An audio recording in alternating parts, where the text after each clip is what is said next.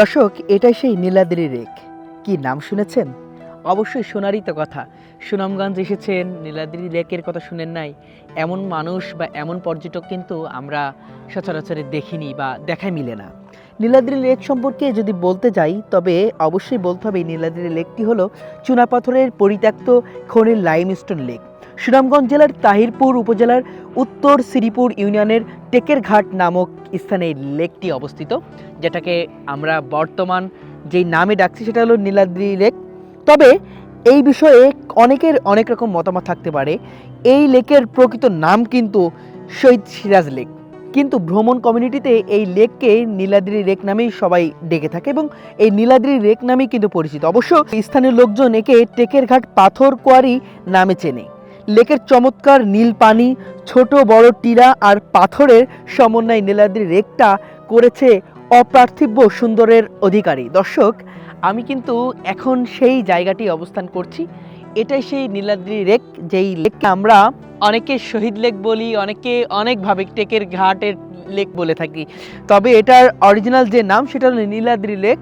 আমরা একটু আপনাদেরকে দেখানোর চেষ্টা করব, যেহেতু আমরা নীলাদ্রি লেকে এসেছি, সেই নীলাদ্রি লেকে আপনাদেরকে দেখানোর চেষ্টা করব যে আসলে এর পানিটা কতটুকু স্বচ্ছ। আপনারা দেখতে পারবেন যে নীলাদ্রি লেক মানেই কিন্তু নীল পানি এবং স্বচ্ছ পানি। আমরা যদি একটু দেখানোর চেষ্টা করি, দেখতে পারবেন যে একেবারে স্বচ্ছ পানি এবং এখানে প্রতিদিন হাজার হাজার যেই পর্যটকরা আছে, আর এক কথায় যদি বলি ভ্রমণ পিপাসু যারা আছে, তারা এখানে আসে, এখানে এসে আনন্দ উল্লাস করে এবং তারা ভ্রমণ করে। এটা কিন্তু বলতে আর বাকি থাকে না। এবং আমার ঠিক পাশেই লেকটার পাশে কিন্তু দেখতে পারবেন ইন্ডিয়ার সীমান্ত। ওই পাথরের যেই পাহাড়টি দেখতে পাচ্ছেন, এটাই হলো ইন্ডিয়ার পাহাড়।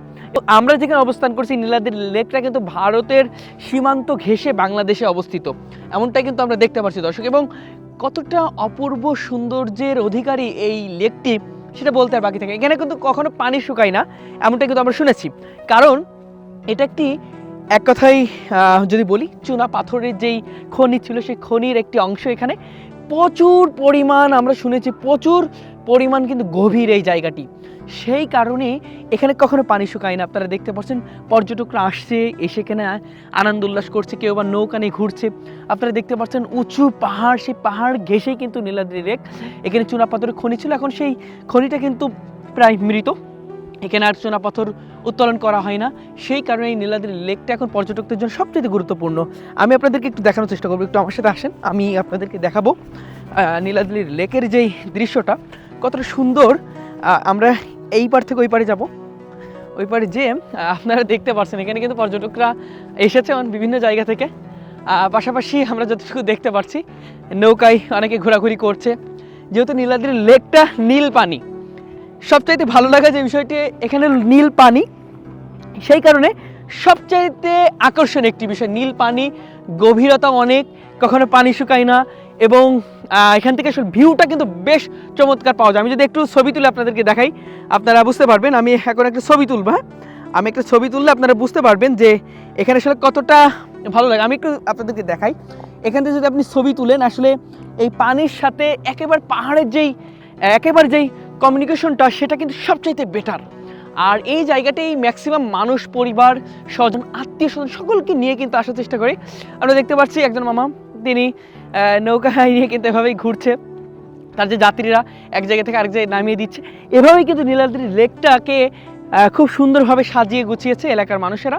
আপনারা দেখতে পাচ্ছেন পুরো জায়গা জুড়ে কিন্তু বেশ চমৎকার লাগছে, যেদিকে তাকাবেন সেদিকেই পর্যটকরা আছে। পাশাপাশি নীলাদ্রি লেকটা আমি যতটুকু আসলে সুনামগঞ্জ ঘুরেছি দর্শক, তার মধ্যে অন্যতম এই নীলাদ্রি লেক। এবং এই লেকটা অনেক মানুষ আসছে, অনেক মানুষ এসে ভ্রমণ করছে, এমন দৃশ্য কিন্তু আমরা দেখতে পাচ্ছি।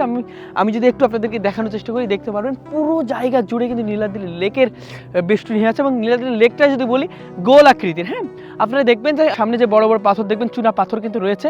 সেই পাথরগুলো কিন্তু একটা সময় এই জায়গাটিতে পাথর উত্তোলন করা হতো, চুনা পাথর, সেই চুনা পাথরের খনি, যার কারণে গভীরতাও বেশ অনেক। এবং এখানে আমরা যতটুকু শুনেছি, মামা গভীরতা যদি জানতে চাই, কেমন গভীরতা? 100 হাত। দর্শক, আপনাদেরকে বলে রাখে এখানে যে গভীরতা, সেটার গভীরতা হলো 100 হাত। অনেকে বলছে এর থেকে বেশি, তবে আমরা ধারণা করি যদি 100 হাত হয় এই নীলাদ্রি লেকের গভীরতা, একটা লেকের গভীরতা যদি 100 হাত হয়, আমরা যদি অনেক নদীরও দেখেছি গভীরতা এত বেশি হয় না, তবে এই জায়গার গভীরতা 100 হাত, তাহলে বুঝতে হবে যে কতটা গভীর এই জায়গার। আসলে সেই দৃশ্যর কথা আসলে একটু অনুধাবন করলে বুঝতে পারি। এবং এখানে এখন পর্যন্ত কখনো পানি শুকায়নি এমনটাই কিন্তু শুনেছি এই লেকের। এবং লেকটা পুরোটাই কিন্তু প্রাকৃতিক, এতটা সুন্দর, খুব চমৎকার লাগছে। আমরা ঘুরে ঘুরে দেখেছি, আপনাদেরকেও দেখানোর চেষ্টা করছি। আমরা আপনাদেরকে যদি একটু দেখানোর চেষ্টা করি, আপনারা বুঝতে পারবেন যে নীলাদ্রি লেকটা কতটা অমায়িক, কতটা প্রাকৃতিক, কতটা সৌন্দর্য। দর্শক, আমরা যদি একটু আপনাদেরকে দেখানোর চেষ্টা করি, আমরা একটু যাব, একটু নৌকাতে উঠবো, নৌকাতে উঠে আপনাদেরকে দেখানোর চেষ্টা করব নীলাদ্রি লেকের সৌন্দর্য।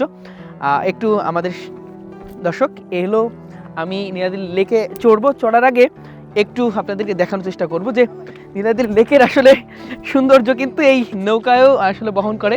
আমিও আমার কাছে জানতে চাইবো, মামা এই যে নীলাদ্রি লেক, এই লেকের আসলে গভীরতা কেমন?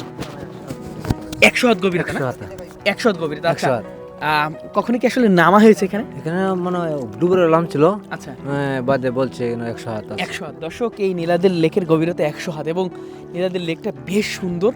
আমরা যদি আপনাদেরকে একটু দেখানোর চেষ্টা করি, পুরোটাই কিন্তু আসলে অন্যরকম, খুব ভালো লেগেছে আমাদের, কারণ নীলাদ্রি লেকের সৌন্দর্যতা এতটাই মুগ্ধ করে, আপনারা লক্ষ্য করলে বুঝতে পারবেন চারিদিকে কিন্তু প্রকৃতির, এক কথায় একদিকে পাহাড় আর একদিকে সমতল ভূমি, এবং ঠিক মাঝখানে সেই নীলাদ্রি লেক। এবং নীলাদ্রি লেকের একটু ইতিহাস যদি বলে রাখি, এটা একটি চুনা পাথরের খনি, সেই খনি থেকেই কিন্তু এই লেকটি তৈরি হয়েছে এবং এখন আর খনি উত্তোলন করা হয় না, সেই কারণে এই জায়গার গভীরতা বেশ অন্যান্য জায়গা থেকে ব্যতিক্রম। দর্শক, চেষ্টা করেছি আজকের এই প্রতিবেদনের মধ্য দিয়ে আপনাদের কাছে নীলাদ্রি লেক সম্পর্কে তুলে ধরার জন্য, এবং আসলে কতটুকু পেরেছে জানি না, তবে চেষ্টা করেছি নীলাদ্রি লেক সম্পর্কে জানানোর জন্য। এবং সবচাইতে ভালো লাগার যেই বিষয় সুনামগঞ্জ, সেই সুনামগঞ্জ সবচাইতে ভালো লাগার বিষয় সেটা হলো সুনামগঞ্জের যেই নীলাদ্রি লেক, সেটা অন্যতম। আমরা চেষ্টা করেছি আপনাদের কাছে তুলে ধরার জন্য। আবার ভালো থাকবেন, সুস্থ থাকবেন, সবাইকে আল্লাহ হাফেজ, আসসালামু আলাইকুম।